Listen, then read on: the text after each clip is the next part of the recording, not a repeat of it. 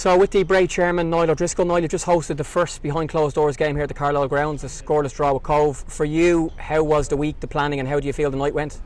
Well, sorry, I wanted 3 points first, so that's a little bit disappointing. But no, in fairness, for a 0-0 draw, it was a cracking game.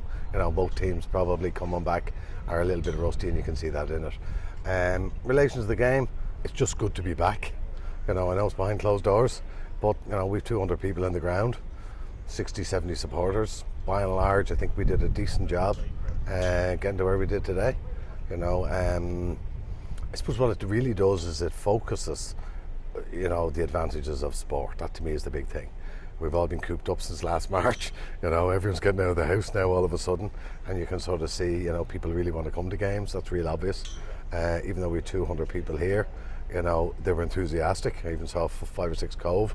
They made as much noise as 20 or 30. So, you know, I think hopefully it's the start, you know, and it's a short season now, as we all know, for 12 weeks. So I think the first division is going to be a goal between every single team in the 12 weeks.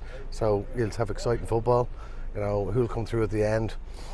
Yeah, we all want to get there, but the priority really this year is to get back and stay safe. You know, there's no doubt about that. In terms of the behind closed doors thing for you, how did the organisation go and how do you feel it went? Because for me, at the match, it seemed to be very safe and very well done. Yeah, no, I think overall we've done a good job. And I haven't been to any other clubs, so I can't compare yet whether we're doing well or not. You know, in terms of screening everybody a couple of days beforehand, you know, crediting everybody coming through. Like, we knew everybody's contact details here, everybody's wristbanded in different colours depending on their activities, and now that'll present a bigger challenge when we get bigger numbers, you know, but at the moment it's very manageable. And social distancing, in fairness, I'll give credit to the teams and the supporters have really been observant. I think the quality, that's good, you know, but that's the new kind of normal we're in at the moment. And even simple things like your club are using the 2 dressing rooms in the main area and Cobh are across the far side, and that's something that lots of clubs have had to do because some dressing rooms just aren't big enough for everybody. Yeah, well, we're lucky in Bray, we've space. Yeah. So that's, you know, a lot of clubs don't have the same luxury we have, so we're able to, you know, give both teams enough space to operate in, you know, and that has worked pretty well, you know, and we'll just see how that evolves, you know what I mean, as the crowds get bigger and as things, I suppose one of the big striking factors is the amount of extra work required for a normal game. So there's a lot of sort of paperwork and checking and all that during a week that isn't normal in a game. And when you're sort of predominantly a voluntary club, it's challenging. You know, this week we saw a number of supporters. We're rotating the supporters we let in on season tickets. So we let in sort of 50 last week, now we let in 70 this week. But there's still another 300-400 are asking us when can they come. Yeah. So that sort of, now that'll be helped by live streaming. We're going to start streaming our home games from now on. So at least then, at worst, if you can't get here, at least you can see here, you know, and that'll be a sort of a plus. And lastly for you, we saw this week a lot of the GA clubs were asking the government to reassess the 200 at an outdoor event, and even Niall Martin, the Taoiseach, said he wasn't aware at the time that the 200 included players, staff, referees and media. What do you see as the next step? And I know there was lots of cases yesterday and stuff, but like the ground here, you could have had another couple of hundred here very easily and very safely. Yeah, well, we know we can fit, I think it's about 700 here under the 2 metre rule. Okay. I think it goes to about 1200 on the 1 metre rule. So there is an argument, if clubs observe it, that they should be allowed. But like, we're going to have to be guided by medical people at the end of the day. To me, if anybody is affected by COVID or it's hit their families, it puts a reality into this, and sometimes we tend to forget that when we play sport. Yeah. You know what I mean? There are people who have lost grandparents and stuff like that, and I've seen it on the underage setup where we've a number of parents who are vulnerable and can't come to games. So there is a reality about all of this. But hey, sport's good fun, and if we do it properly, there's no reason why we can't manage its return and enjoy. I think both the Premier League and the First Division this year actually will be probably more exciting than it's ever been, you know, and you know, despite all the pressures everyone's under, including the FAI, you know what I mean, I think it'll be better. No, thanks a million. And keep the faith. So the first behind closed doors game for you as a manager, Gary, the first for me as a journalist. How did you find it all? Strange, just be careful what you say. The whole ground can hear it. Look, I mean, listen, I think overall, well done to everybody here, you know, the club and the volunteers and so on. I think it all went quite well from that point of view. But I think everybody's learning. You know, referees, officials as well, like a lot of questions being asked at the start, are we going to get this right? You know, we won't get it perfect. But look, come here, listen, obviously on the pitch, you know, it was a hard fought game, I think, for both teams, and yeah, obviously because we're at home, we're looking at it going 2 points drop for us, but I think it was a fair result. For you, how much different was match day as the manager from the point of view of the protocols? You know, with the protocols, you know, like you see Cobh over the far side of the dressing room, you know, they've used toilets over here. We're split dressing rooms, yeah, so you're trying to have a team talk as quickly as possible. So look, we've just amended mine to, you know, doing the team talk the night before as much as possible, so I'm not inside talking as much as I would have been previously.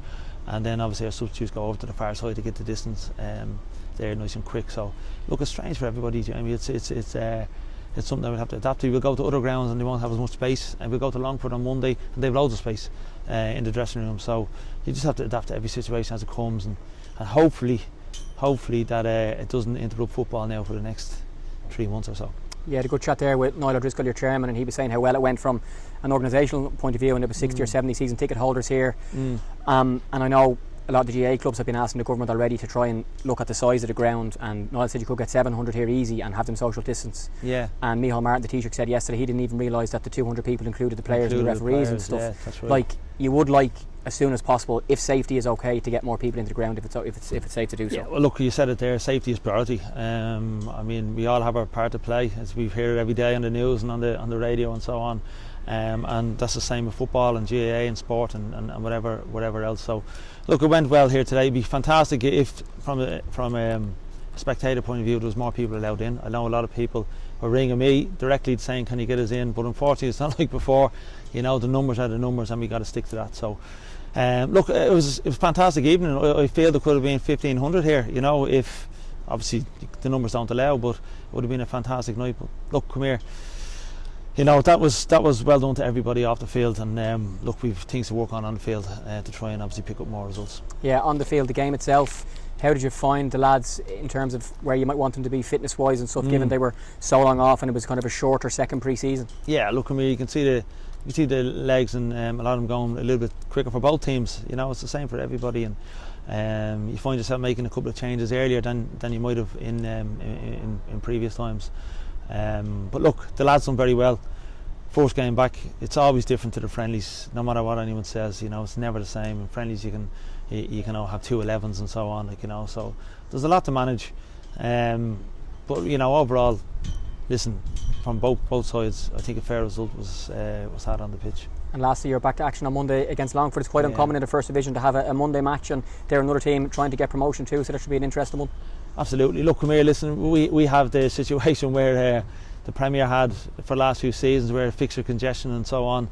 They actually have less games to play than we do, and we've 17 games in 12 weeks, and that was 8 games over until the end, 31st of August. Obviously one of them was tonight.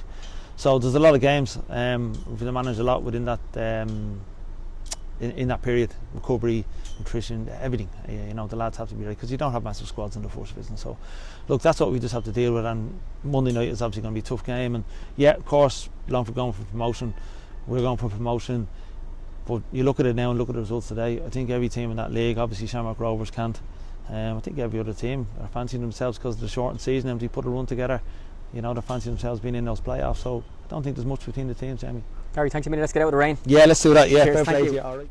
So with the Cobh manager Stuart Ashton, Stu, the first behind closed doors game for you guys, and you probably couldn't have picked a longer trip. So how do you feel it all went?